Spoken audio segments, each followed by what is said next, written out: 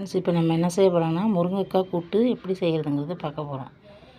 சுவையான சத்தான முருங்கைக்காய் கூட்டு எப்படி செய்கிறதுங்கிறத இப்போ பார்ப்போம். முருங்கைக்காய் கூட்டுக்கு இப்போ ஒரு 2 முருங்கைக்காய் எடுத்து கட் பண்ணி இப்படி வச்சுக்கணும்.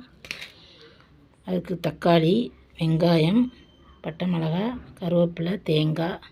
இப்போ இதுக்கு மசாலா என்னென்ன சேர்க்கணுங்கிறத பார்த்துக்குவோம். மசாலாவுக்கு தேவையான பொருள் மஞ்சள் தூள், ஒரு அரை ஸ்பூன் பெருஞ்சீரகம், ஒரு அரை ஸ்பூன் சின்ன ஜீரகம், ஒரு 4 பட்டை மிளகாய், துருவின தேங்காய்.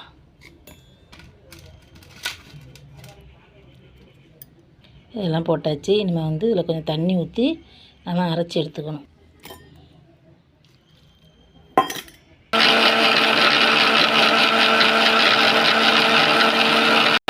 இப்போ ஒரு மண் பாத்திரத்தை அடுப்பில் வச்சு காயவும் எண்ணெய் ஊற்றிடும்.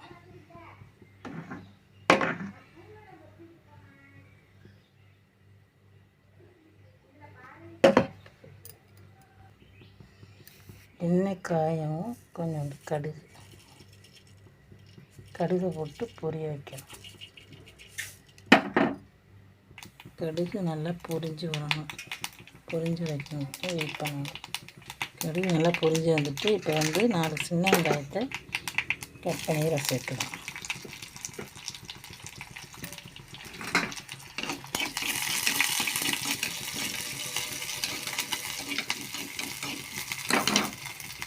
அதோட ஒரு கொத்து கருவேப்பிலை.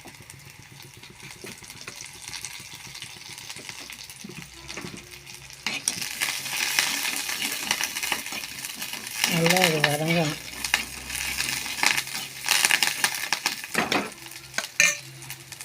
இதோட ஒரு தக்காளி,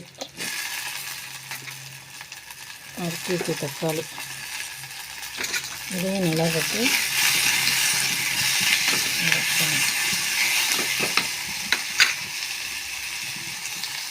தக்காளி வதங்கிட்டு இருக்கும்போது லைட்டாக சால்ட்டு கொஞ்சம் சேர்த்து தக்காளி வதங்குறதுக்கு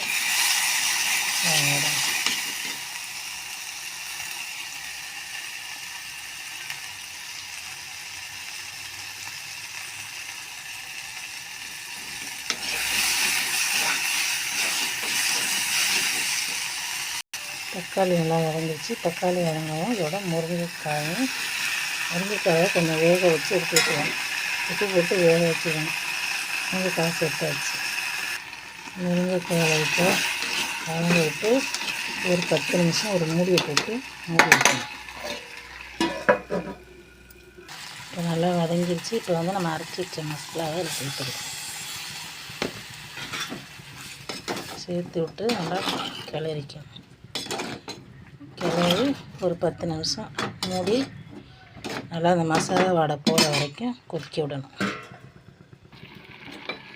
ஓகே ஃப்ரெண்ட்ஸ், அருமையான சுவையான முருங்கைக்காய் கூட்டு ரெடி ஆகிட்டு. இது சுட சுட சாதத்தில் போட்டு சாப்பிட்டிங்கன்னா டேஸ்ட்டாக இருக்கும். சாதத்தில் சப்பாத்தி கூட எது வேணும்னாலும் வச்சு சாப்பிட்லாம். நம்ம அருமையாக இருக்கும். இதுபோல் நீங்களும் ஒரு ரெசிபி செஞ்சு பார்த்து கமெண்ட் பாக்ஸில் கமெண்ட் பண்ணுங்கள்.